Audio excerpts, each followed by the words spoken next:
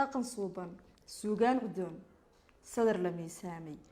murti soohan maahmaah sarjaran hadal sarbeebaysan sibraar buuxa sahay meel maroo socoto loo keedsho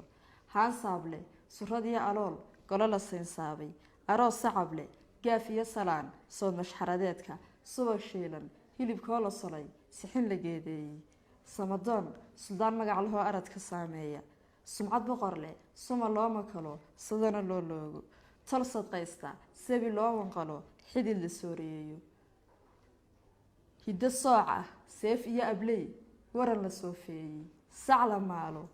ari soofa iyo sumada geeleena sinji gaara soomaaliya weynu sidanaaye yaan la suufin waa sawracaan laga salguureyne suugaanta Soomaalida iyo maxaan ku raadayay afkeena iyo gabayada anigu maxaan ku raadayay yaraanteedna jeclaa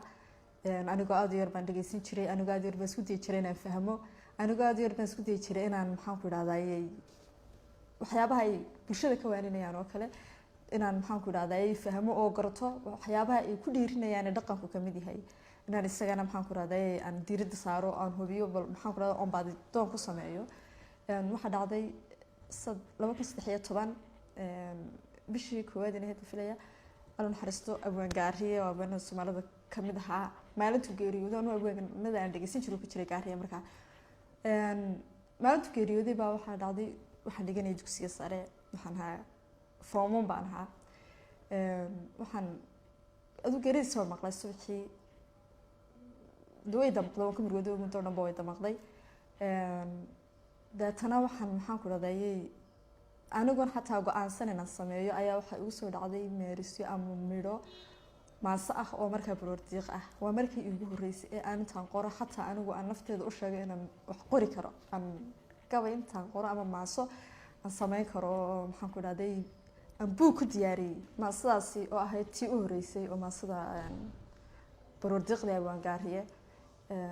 waxaan ka xasuustaa meerisyadii kamid ahaa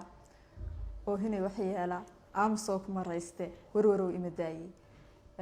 gaariyo dhigay eelku geeri maaha abwaan waa dalka badla aasay waa jabkii afka hooye marka waxa tilmaamaysaa afka hooye inuu qayb u ka ahaa suugaanta boqorkeeda ayaa waxa la yiraahdaa gabayga maansada waxaan doonayaa dhaqanka soo gabaygan in dhaqanka Soomaalida kaga hadlo inaan kaga hadlo suugaantii Soomaalida ee hore yani suugaanta awood beelaadimka waxa dhici karta in wax kasta in suugaan lagu sheego laakiin hore lagu ma sheegi jirin maadaama dhaqankii iyo suugaantii kaga hadlayo waxaan horta marka koowaad waxaan awood saar inaan gabayga ka dhigo mid isagu horta buuxiyo shuruudihii gabayga higsigayga suugaantu waxa weeyaan inaan ka gaaro halka ugu sareyso oo maxaan ku raadayay ay leedahay maxaan ku raadayay waqti maxaan ku raadayay dad iga horeeyayna ay gaadheen waxaan jeclahay inaan dumarka maxaan ku raadayay Soomaaliyeed oo inta badan suugaanta lagu horeyn jiray inaan waqtigan maxaan ku raadayay position koodi aan soo saaro oo aan halka ugu sareyso suugaanta Soomaalida leedahay aan ka gaaro waxaan ku jiraa jaamacadda Golis hadii jaraale waxaan daneeyaa oo aan marka koowaad jeclahay oo ah waajibaadka koowaad ee saaran aan ka soo baxo horta inaan xiisadaha iyo maxaan ku raadayay akhriska courseska jaamacadda lagu dhigo inaan kasoo dhamaystiro waxaan jeclahay oo aan ku xigsiiyaa inaan soo qaado buugaag ka duwan oo ka sheekeynaya ama ka hadlaya nolosha dadka nolosha qofka bini'aadamka sidoo noloshiisa horumar u gaarsiin karo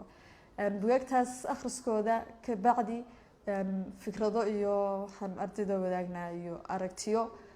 siyaabaha mid u horumari karto siyaabaha maxaan ku raadayay qofka shakhsiyan isagu u horumari karo qof kasta oo bini'aadan oo guuleystay kuma nolol kuma soo kori nolol farxad leh inaan dhiirigeliyo markan soo helo qof nolol adag intuu ku koro oo ku barbaaray hadana nolosha meel ka gaadhay inaan anigu ku dhiirigeliyo dadka maxaan ku raadayay dhibaatadaas la nool ay ka mid tahay carruurta bilawaalka ay ka mid tahay carruurta danyarta aan ku dhiirigeliyo iyaguna inay nolosha heer ka gaari karaan aan ku dhiirigeliyo inay wax bartaan